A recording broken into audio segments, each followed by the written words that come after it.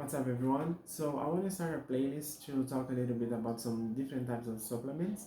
And in order to do this, I want to start with a video, which will be this one here, to just talk a little bit about some metabolic pathways that are good to have in mind to understand a little bit better how certain supplements works. So this video is going to be the base to understand the other ones. So let's begin. So for your body to do any type of activity, you need something called ATP, which is adenosine triphosphate, so three phosphates. And the energy is on the phosphate. So when your body uses one phosphate, you get the ATP into ADP. So you have now two phosphates, so adenosine diphosphate.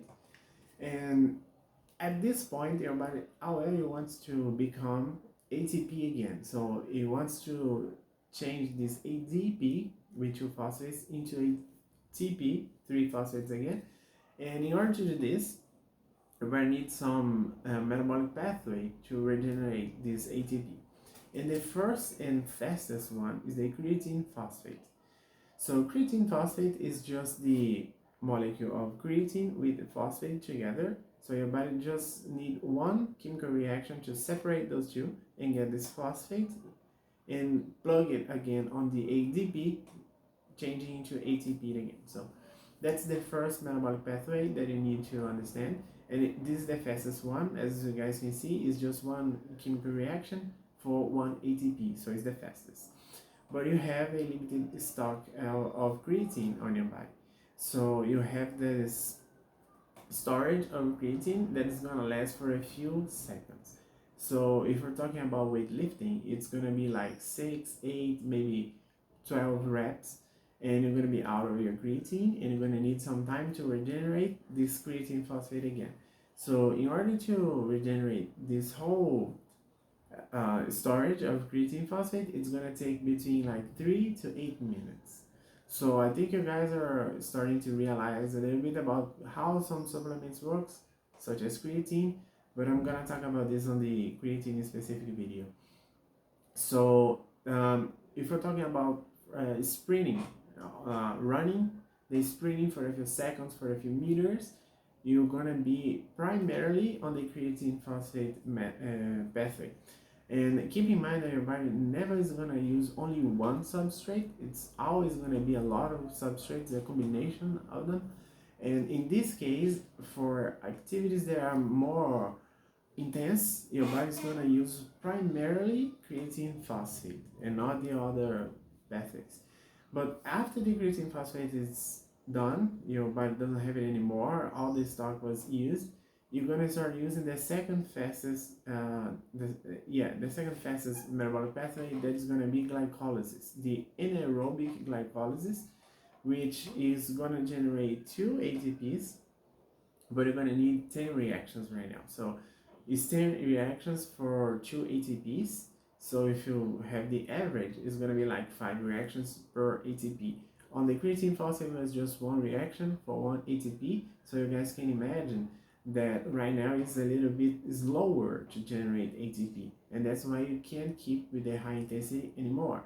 So if you're talking about like lifting weights, it's gonna be something that you're gonna use for repetitions above 12, 15, 20 reps. So you're gonna be primarily using glucose right now. And keep in mind that it's not only glucose, you can also use glycogen. So the glycolysis is the breakdown of glucose into 2 ATPs.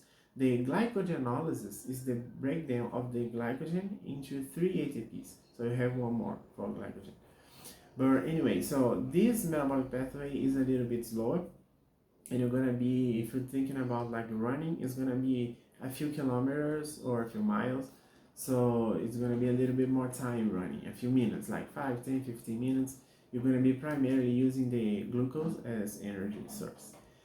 After that, we can have the glycolysis, but with the oxygen. So we have now the aerobic glycolysis, which goes through the Krebs cycles, and you have some NADs and FADH at the end of this cycle that can go to the electron transport chain and make some ATPs through some hydrogen ions they generate inside there, who remembers biochemistry is going to remember this part right now. So the electron transport chain, we have this ATP being generated, and we can have like 30 plus ATPs through this aerobic glycolysis. And this is going to be, like I said, a little bit more time in activity.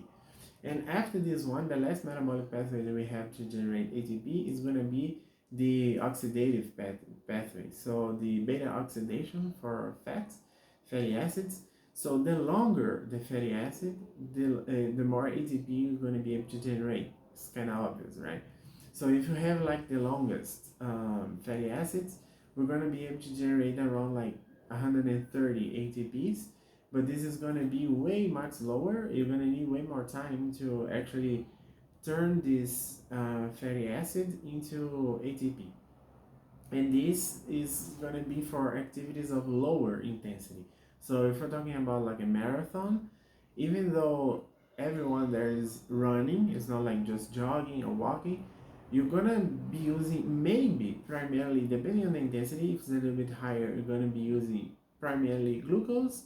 If it's a little bit lower, or at least for the person who is running, depending on your condition, you're gonna be able to use more fat. But it's gonna be pretty much like glucose and fat pretty much at the same rate here to generate ATP. So if the activity is very, very low intensity, such as like walking or something like this, you're going to be able to use only, primarily, not only, sorry, but primarily fatty acids. So you're going to be using more fat, let's say, for generate energy, instead of just using more carbohydrate. So the intensity, the higher the intensity, the more you're going to be relying on glucose, and the lower the intensity, the more you're going to be relying on fats. And if the intensity is super high, you can be relying primarily more on the creatine phosphate. So this is a summary of all those metabolic pathways that is going to be important to understand the functionality of some supplements. That is going to be the next videos on this playlist. So see you on the next videos.